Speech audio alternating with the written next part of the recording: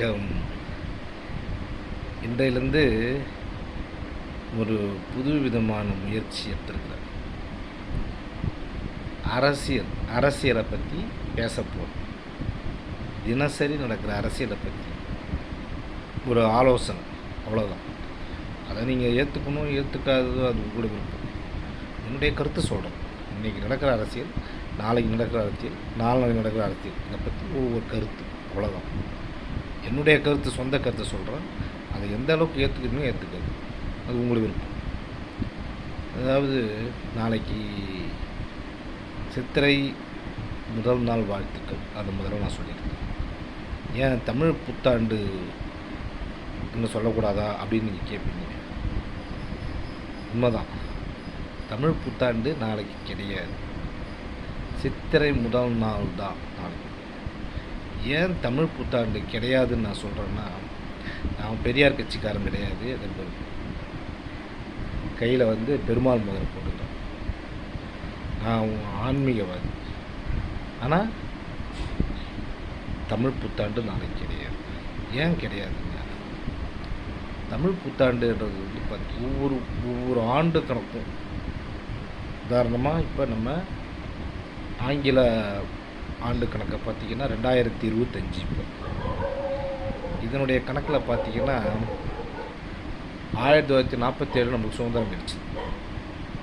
ஆனால் நம்ம தமிழ் ஆண்டு கணக்கில் இப்போ நம்மளுக்கு வரப்போது விஸ்வாவசு வருடம். நம்மளுக்கு எந்த வருஷத்தில் சுதந்திரம் கிடைச்சின்னு நம்ம சொல்ல முடியுமா? எத்தனை வருஷம் இருக்குது தெரியுமா தமிழில்? பிரபவ விபவ சுக்கில பிரபோதுத பிரஜோத்பதி ஆங்கிலச ஸ்ரீமுக பவாதுத ஈஸ்வர விகிதானி பிரமாதி விக்ரம விஷ்ணு வித்தர்பானு சுபானு தாரண பாட்டிய விய சர்வசத்து சர்வதாரி விரோதி விக்ரதி கரணந்தன விஜய ஜெய நுண்மிகி துன்மிகி, இந்த மாதிரி 60 வருஷம் இருக்குது. இவங்க 60 வருஷத்தை அப்படியே ரொட்டேட்டி ஆகினே இருக்கும். இந்த 60 வருஷத்தில் இப்போது விஸ்வாவசு இப்போ குரோதி ஏற்பு நடந்தது. இப்போ அடுத்து விஸ்வாவசு. இந்த விஸ்வாவசு வருஷம் 60 வருஷத்துக்கு ஒரு வரும்.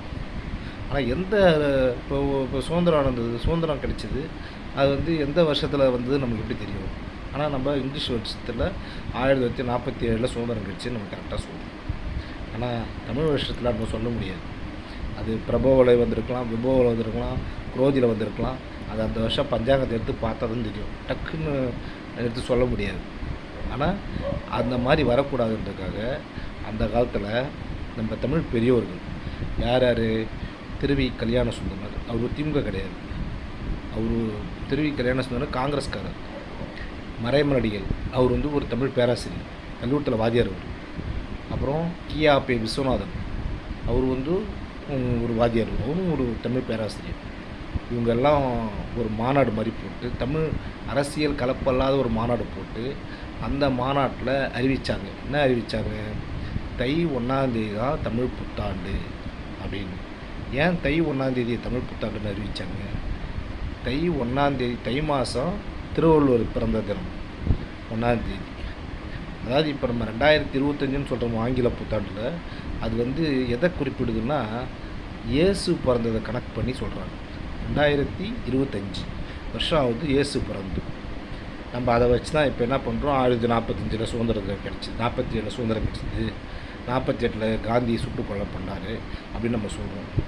அதே மாதிரி இப்போது திருவள்ளுவர் பிறந்ததை கணக்கு பண்ணி பார்த்தா நம்ம 2032 வருஷம் நம்ம அதிகப்படுத்தும். 2025 இல்லைங்களா, 2032 வருஷம் இதை ஆட் பண்ணிக்கணும்.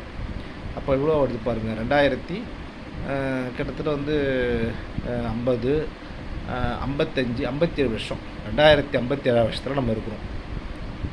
தமிழ் வருஷப்படி பார்த்தா 2057 வருஷம் இப்போ நம்ம நடக்குது. அதாவது திருவள்ளுவர் பிறந்து 2057 வருஷம் நடக்குது.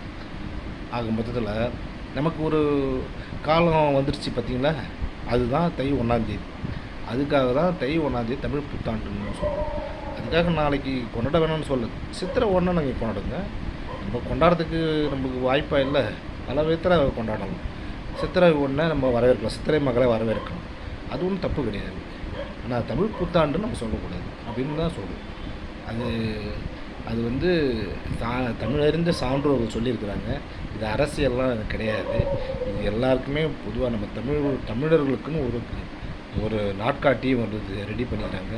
அதனால வந்து நாளைக்கு சித்திரை 1 வாழ்த்துக்கள்.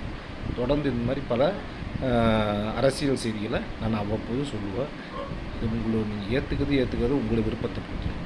ஆனால் ஏற்றுக்கணும்னு கேட்டுக்கிறேன். நன்றி, வணக்கம். மறுபடியும் நாளை சந்திப்போம்.